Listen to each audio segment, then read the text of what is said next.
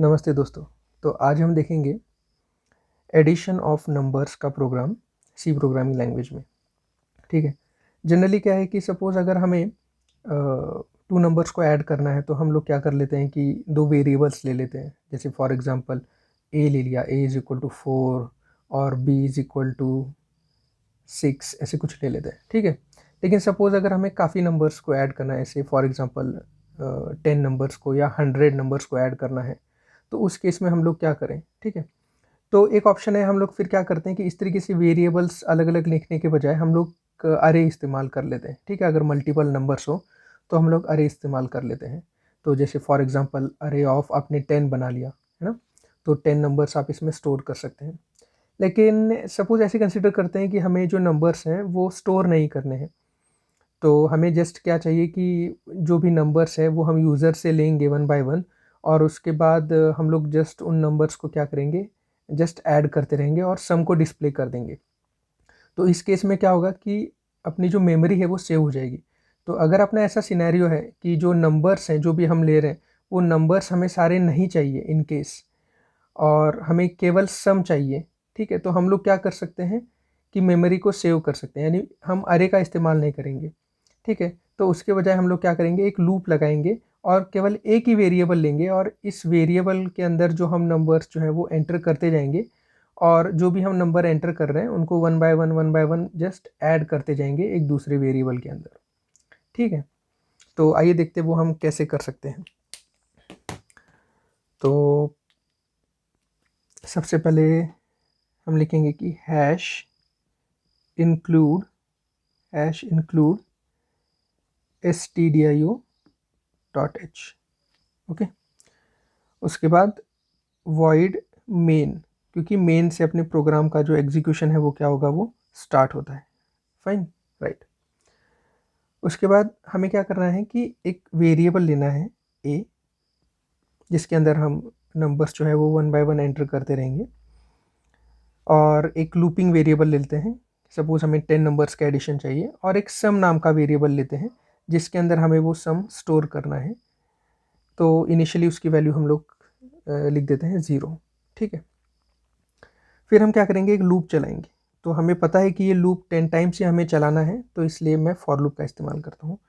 तो मैं यहाँ पे लिख दूंगा कि i equals to 0, i is less than 10 and then i plus plus. Okay, right. अब हमें क्या करना है कि यूज़र से नंबर एंटर करवाना है, पहला नंबर फॉर एग्जांपल। तो यूज़र को जस्ट पता चले कि नंबर एंटर करना है, तो इस चीज़ के लिए केवल हम लोग इंफॉर्मेशन के लिए उसके यहाँ पे मेंशन कर देते हैं कि उसे करना क्या है। जब डिस्प्ले होगा, मतलब जो प्रोग्राम जब एग्जीक्यूट होगा तो उसे पता चले, तो इसलिए हम लोग जस्ट प्रिंटफ में मेंशन कर देते हैं एंटर ए करके। ठीक है। तो अब हम यूज़र से कहेंगे कि वो नंबर एंटर करे, तो इसलिए हम लोग क्या कर रहे हैं कि स्कैनफ का इस्तेमाल कर रहे हैं। फिर हम लिखेंगे %d और %a। ठीक है, ये सिंटैक्स है, राइट, स्कैनफ का। अब हम क्या करेंगे कि sum is equal to sum plus A, यानी सम अपना क्या था, 0, राइट, इनिशियली, और उसके अंदर अभी जो भी हमने ए की वैल्यू जो एंटर करवाई यूज़र से उसको हम उसमें ऐड कर देंगे। और उसके बाद फिर से हम इस लूप में जाएंगे क्योंकि ये 10 बार एग्जीक्यूट होने वाला है। फिर हम नेक्स्ट ए की वैल्यू यूज़र से लेंगे, ठीक है, और वो लेने के बाद फिर हम जो कुछ प्रीवियस सम था उसके अंदर ये जो करंट अब ए की वैल्यू जो हमने एंटर की यूज़र से वो ऐड कर देंगे। तो इस तरीके से 10 बार ये लूप एग्जीक्यूट होगा और सम जो है वो अपडेट होते रहेगा, और फाइनली हम उस रिजल्ट को, यानी जो सम के अंदर जो भी स्टोर है वैल्यू, उसको हम क्या कर देंगे, प्रिंट कर देंगे। तो हम लोग ऐसे लिख सकते हैं कि sum is equal to %d, और हमें क्या प्रिंट करना है, सम वेरिएबल की वैल्यू, तो इसलिए मैं ये सम यहाँ पे मेंशन कर रहा हूँ, राइट। ओके। तो इस तरीके से अपना प्रोग्राम जो है ये कंप्लीट हो गया। तो अब हम जब इसको एग्जीक्यूट करेंगे तो ये किस तरीके से होगा, देखिए कि मेन से प्रोग्राम एग्जीक्यूशन स्टार्ट हो रहा है, और यहाँ पे लिखा है इंट ए, यानी मेमोरी के अंदर क्या होगा कि एक ए नाम का वेरिएबल क्रिएट हो जाएगा, राइट। और इसे अब हम कुछ वैल्यू नहीं दे रहे, तो यहाँ पे कुछ भी गार्बेज वैल्यू रहेगी जो हमें पता नहीं है, जो पहले से यहाँ पर थी वही वैल्यू वहाँ पर अभी भी रहेगी। फिर आई, फिर एक आई नाम का वेरिएबल हम लोगों ने क्रिएट किया। ये हम लूपिंग वेरिएबल हम इसको जनरली कहते हैं, क्योंकि ये लूप जो है वो एग्जीक्यूट करने में मदद करता है। और एक सम नाम का वेरिएबल हमने ले लिया और उसको हमने क्या किया, इनिशियलाइज टू ज़ीरो कर दिया, क्योंकि अगर हम इनिशियलाइज टू ज़ीरो नहीं करेंगे तो ये भी कुछ भी गार्बेज वैल्यू ले लेगा और यहाँ पर फिर हमें दिक्कत आएगी इस कैलकुलेशन में। ठीक है, वो हम देखते हैं। तो देखिए, तो अब ये लूप जो है ये यहाँ से हम एग्जीक्यूट करना स्टार्ट कर देंगे। तो आई इक्वल्स टू ज़ीरो है, तो आई की वैल्यू जो है यहाँ पे इनिशियली ज़ीरो हो जाएगी, विच इज़ लेस देन 10, तो ये कंडीशन ट्रू है, तो हम लूप के अंदर आ जाएंगे। एंटर ए करके यूज़र को जो है वो इन्फॉर्मेशन मिलेगी कि उसे ए की वैल्यू एंटर करनी है। ठीक है, इस तरीके से उसको डिस्प्ले होके आएगा। अब स्कैनएफ परसेंटेज एम% ए, यानी ए की वैल्यू अब यूज़र कुछ एंटर करेगा। ऐसे कंसिडर करते हैं कि यूज़र ने जो है वो 6 एंटर किया, फाइन। फिर sum is equal to sum plus A. अब देखिए सम की वैल्यू क्या है, यहाँ पे 0 है और ए की वैल्यू क्या है, 6 है, तो 6 प्लस 0। तो अगर हम यहाँ पे सम की वैल्यू 0 नहीं देते तो क्या होता, उस केस में यहाँ पे कुछ भी गार्बेज वैल्यू रहती उस केस में, अगर हम यहाँ पे ये मेंशन नहीं करते तो।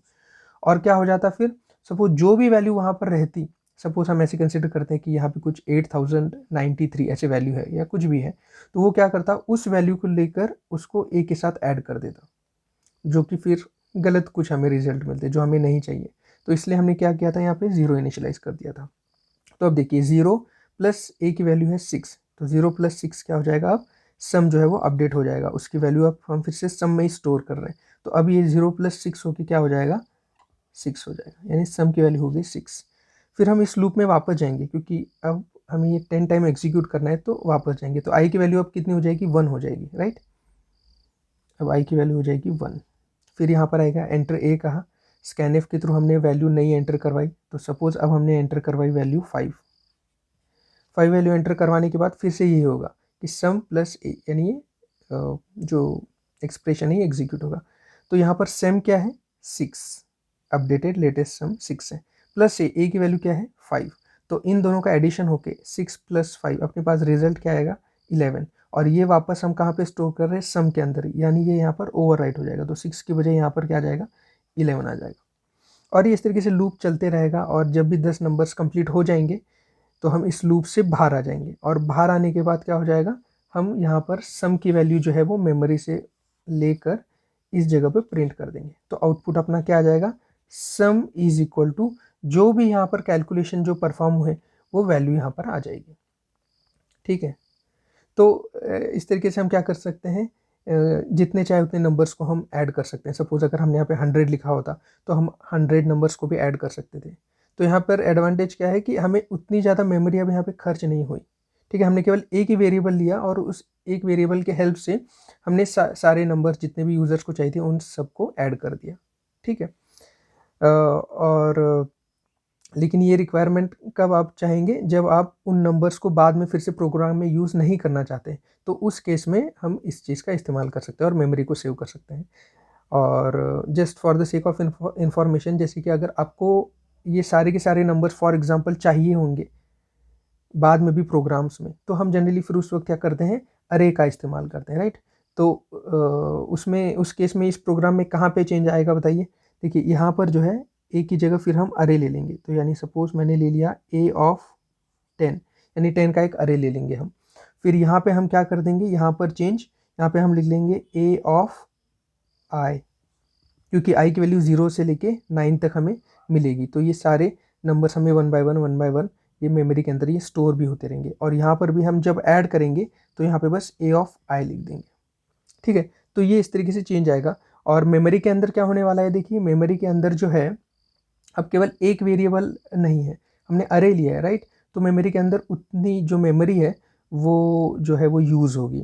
तो यहाँ पर ये ए ऑफ 0 होगा, ये ए ऑफ 1 होगा, ये ए ऑफ 2 होगा, तो और इस तरीके से ए ऑफ 9 तक होगा, यानी टोटल नंबर 0 से लेके 9, यानी ये इस तरीके से 10 नंबर्स रहेंगे। तो इतनी मेमोरी जो है वो यूटिलाइज होगी। और फिर एक आई नाम का भी वेरिएबल बनेगा, जैसे यहाँ पर हमने लिखा है, और एक सम नाम का भी एक वेरिएबल बनेगा, जो कि यहाँ पर उसकी वैल्यू आएगी। ठीक है, तो होपफुली फ्रेंड्स आपको ये जो प्रोग्राम का लॉजिक था ये क्लियर हुआ होगा कि किस तरीके से हम अगर काफ़ी ज़्यादा नंबर्स हैं तो सी के अंदर हम किस तरीके से प्रोग्राम लिख सकते हैं उनके एडिशन के लिए। ठीक है, थैंक्स।